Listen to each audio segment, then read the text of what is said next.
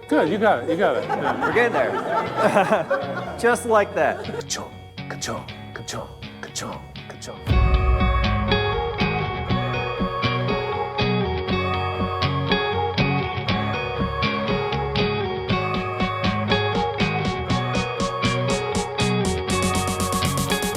As soon as you have 10 of these that are marked this way, you're like, I got 10. Or Lisa, as soon as you got 10, you're like, I got 10. Okay.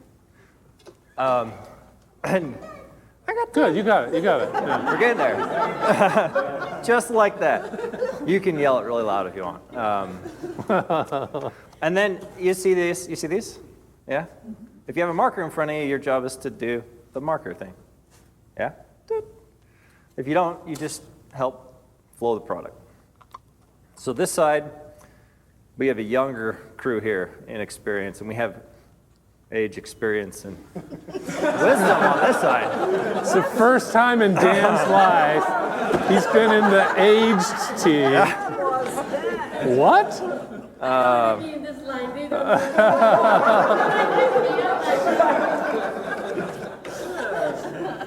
So this side over here, you have to work 4 pieces at a time. So you do the 4, and then you chuck them to the next person. So 4 zeros or whatever. Yep, you do. So you do 4 zeros, and then you'd pass. Pass until they stacked up, right? Yep. So you pass 4 at a time, Unstack them. and you guys just work 1 at a time. And you got to pull. So I'm going to set this here. You're going to grab it. You're going to do your work, and then you're going to wait for Caitlin to pull the plate off of your tray before you can pick up another one. Okay? You only get 1 here. I'm only going to drop 1 here at a time. You've already got a batch ready to go. Okay, 4. 4. That's 5. Okay, well, whatever. I'm kidding. I'm doing my best here, Nirmana. Okay. Let's give you an advantage. Go ahead and set your 4 up right here to start. You Give you guys all the, you're going to need all the advantage you need if you're going to work they've batch. got experience. Okay, we ready? No. 1, 2, 3, go. Oh, disadvantage. Get the lid off. No, it's still on there. There's a few in there. Even with the holdups, I think we'll do. Oh yeah, I got to give you one, huh? Yeah. Make sure you put it on the right side. No. Yeah, she doesn't. It's all right. She's got to Making pull. sure they're zeros. They look beautiful. They do look beautiful.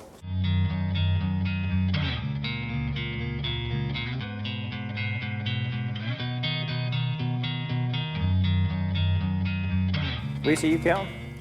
9. Okay, everyone stop. All right. Well, how many you got, Bahar? You got 8? Oh, that's pretty good. What did you notice? There's a lot of waiting over here. You waited a lot? Yeah. Head start. I'm back. You had a head start and you still lost. He couldn't get the pen, he couldn't get the head off his pen. And you still lost. Whereas these guys look pretty smooth, pretty calm, pretty relaxed. Yeah. It was easier for me to launch, just a pile of work to Nirmana. So let me tell you a quick story. Well, it's not a quick story, but it's a story. So in the first year where we started our transition, we tested out one-piece flow. At the time, of course, we were a big batch manufacturer. The trims, would take 2 or 3 minutes to set up a trim in the old way. And once you set it up, then you had to pull the handle and you'd kick it, you pull the handle and you kick it. Once you got it set up, you didn't want to stop. You wanted to just trim, trim, trim, trim, trim. And nobody liked to work one-piece orders because of the difficulty of setting up each time, and it felt inefficient. Well, we set up a one-piece flow cell with 4 processes, starting with trim and ending with soldering, machine soldering. And we put 3 people in the 4 stations, and we put a one-piece kanban like this in between each of the workstations.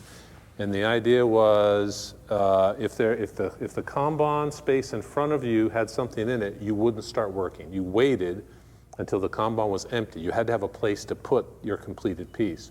And then you'd pull out the order, you'd set it up, you'd do the work, you check it out, you put it in the Kanban. That's how it worked. And watching them seemed very inefficient because mostly they were waiting for the Kanban to empty out so that they could get it. And everyone was kind of paced at the pace of the trimmer who had all the setup that they had to do. Everyone else could kind of work faster than that. This is before we fixed the trimming setup. Anyway, watching them, you would think it wasn't very efficient, especially since the trimming team right behind you, you could hear them all day long. Ka-chong, ka-chong, ka-chong, ka-chong, ka-chong. They were just cranking out a ton of pieces. But when it was all said and done, this one-piece flow line, the efficiency of them was twice the efficiency of the 4 departments they represented. Now, how is that possible when a lot of time they were sitting idle? How could they possibly be twice as efficient as the departments? First time quality was definitely a big deal. I mean, here the trimmer's going, ka-chunk, I'm so efficient, they didn't realize the trim broke on number 3, right? 4, 5, 6, 7, 8. You know, they're just like, I'm kicking butt. And then we don't even realize until it gets up somewhere else that all of that was trash.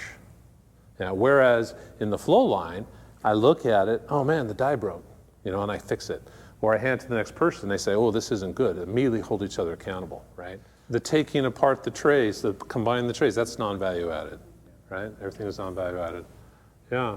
I'll also tell you that another thing was in the old departments, we had so much WIP that stuff would get lost, you know, and by the time you got to merchandise, where Lisa was, you didn't have any complete orders. You know, stuff was being remade all the way back, and you were waiting for stuff to complete, whereas here we're just finishing as we go, right? It was mind-blowing because it had no reason to think that it would be more efficient, but it was. That's kind of pushed us to where we are. We took apart the departments, got into mini factories, and the rest is history. So, because the first-time quality was in the 60s, if the order was for 1, we started 2. If the order was for 2, we started 3. If the order was for 3, we started 5. Yeah, so we had and we still couldn't get enough product finished. You know, we'd lose stuff, and then like a week later, because literally it was taking 4 weeks to get through the factory instead of 20 minutes. Someone would say, oh, I found these. Look, they're under the desk here. Here they are. But there's already an order coming through for 40 more, you know, somewhere else. That was happening. Lots of overproduction. Yeah. Yeah, Tolan. Historically, it's a lot of work to eliminate batch processes, and we've been on this journey for 30 years, and we still have places where we're not done. Even in our oldest value stream, in emblems, there are areas where we're still batching. There are things that we need to improve, and so I would challenge every team to look at your area, figure out where we're not there yet. And there's opportunities where we can do better, involve engineering, pull them in if you need some different equipment or some ideas, if it's something you can't solve on your own or you need a little help. Everybody's willing to help, and we'll just keep going. We'll just keep nibbling away, and we'll get there. Beautiful. I thought of something as he was speaking that likewise, if someone in your team is suggesting that you batch up, let's batch, I think this will be better. I want you to be brave. I want you to be brave and say, hey, you know what? I don't think that's the best way to do this. You know, be brave. You'll stand up for something and try to do more of a one-piece flow on demand.